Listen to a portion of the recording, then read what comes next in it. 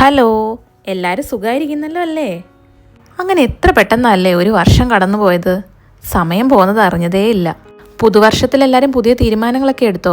ഞാനും പുതിയ തീരുമാനങ്ങളൊക്കെ എടുക്കാറുണ്ട് കേട്ടോ. പക്ഷെ അധികം അത് പാലിക്കാറില്ല. ഒരു 1-2 ആഴ്ച വരെയൊക്കെ നിലനിൽക്കും. അത് കഴിയുമ്പോൾ ചീറ്റിപ്പോവും. ഇത് ന്യൂ ഇയർ ഡേ ആട്ടോ. ശരിക്കും ഞങ്ങൾക്ക് രണ്ടുപേർക്ക് ഡ്യൂട്ടി ഉണ്ടായിരുന്നേ.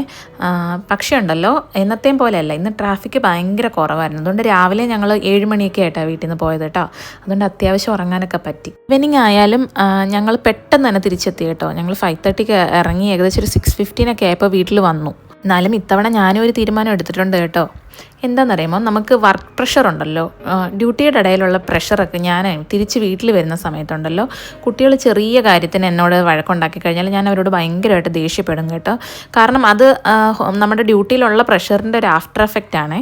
പക്ഷേ എന്നാലും ഞാൻ പിന്നെ വിചാരിക്കും, പാവം അവരെന്ത് ചെയ്തിട്ട്, അവർക്കിപ്പോൾ കുറുമ്പൊക്കെ എന്നോടല്ലേ കാണിക്കാൻ പറ്റുള്ളൂ, പിന്നെ എന്തിനാണ് ഞാനിങ്ങനെ ചെയ്യുന്നതെന്ന്. അപ്പോൾ എൻ്റെ ഈ പ്രഷറൊക്കെ ഒന്ന് കൺട്രോൾ ചെയ്യാനുള്ളൊരു തീരുമാനം ഞാൻ എടുത്തിട്ടുണ്ട്. അതെവിടെ വരെ പോകുമെന്നറിയത്തില്ല കേട്ടോ. ഇവിടെ കണ്ടോണേ, 2 പേരും ഞങ്ങളെ കാത്തിങ്ങനെ ഇരിക്കുവാണേ. ഞങ്ങൾ ഡ്യൂട്ടി കഴിഞ്ഞ് വരുന്നത് നോക്കി. ഇപ്പം നന്ദൂട്ടൻ ഓടി വരും കേട്ടോ. അവൻ എപ്പോഴും ഇങ്ങനെ, ഞങ്ങൾ ഡോറ് തുറക്കുന്ന ശബ്ദം കേൾക്കുമ്പോഴേ ഹലോ എന്ന് പറഞ്ഞ് ഓടി വരും.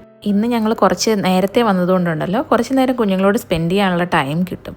പിന്നെ വരുന്ന വഴിക്കുണ്ടല്ലോ, ഞങ്ങൾ അടുത്തുള്ളൊരു കടയിൽ നിന്ന് കുറച്ച് ഉഴുന്നുവടയും പരിപ്പുവടയൊക്കെ മേടിച്ചുകൊണ്ടുവന്നു, ചുമ്മാ ചായയുടെ കൂടെ കഴിക്കാനായിട്ടേ. ദേ വീട് കണ്ടോ, എത്ര അടുക്കി വെച്ചാലും ഉണ്ടല്ലോ ഈ പിള്ളേരെല്ലാം വാരി വലിച്ചിടും. അപ്പോൾ ഇതുപോലൊരു കുഞ്ഞു വീഡിയോയുമായി വീണ്ടും കാണാം. Happy new year.